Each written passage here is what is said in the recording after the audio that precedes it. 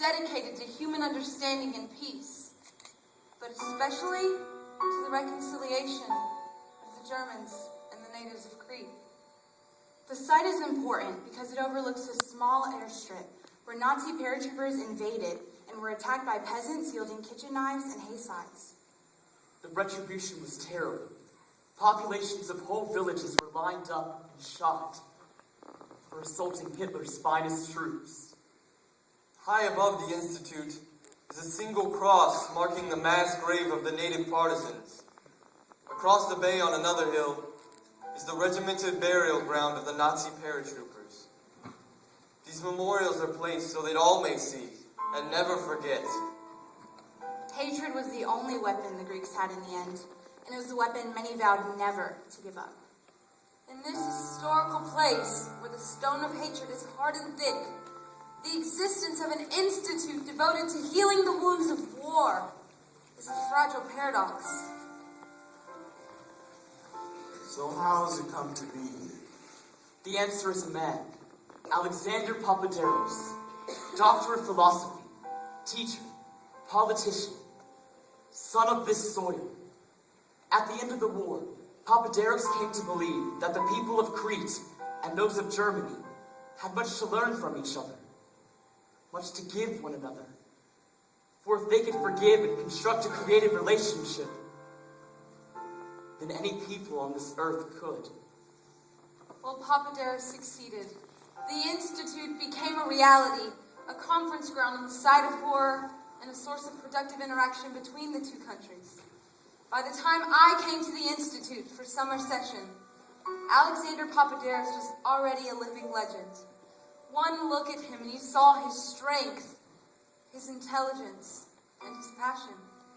At the end of the last session of a 2-week seminar, Papaderos rose from his chair in the back of the room and walked to the front, where he stood in the bright Greek sunlight of an open window and looked out.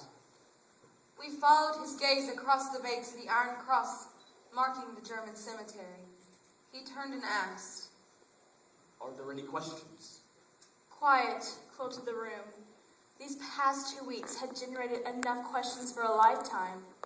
But for now, there was only silence.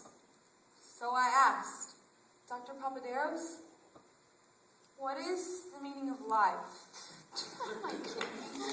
People laughed at the absurdity of the question and stirred to go. He raised a hand and stilled the room. I will answer that question.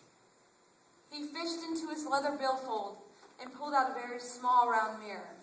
And what he said went like this.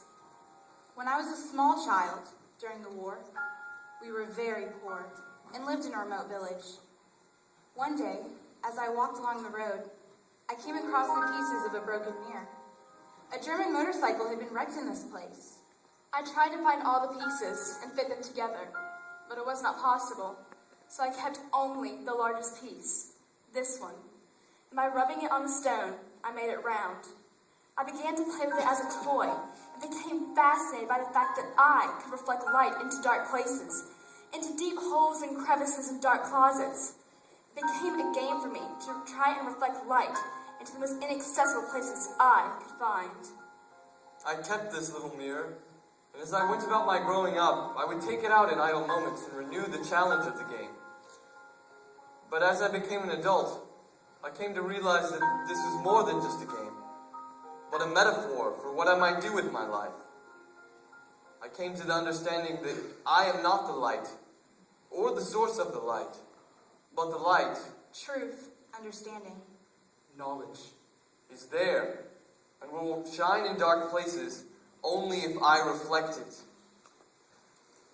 I am a fragment of a mirror, whose whole design and shape I do not know.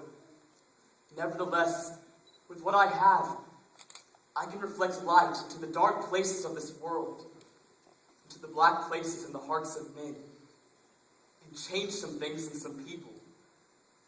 Perhaps others may see and do likewise.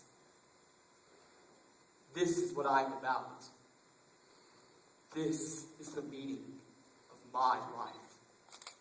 And then he took the very small round mirror and holding it carefully caught the bright rays of daylight streaming in through the window. And he reflected them onto my face and onto my hands. Are there any questions? Are there any questions? Are there any questions? Are there any questions?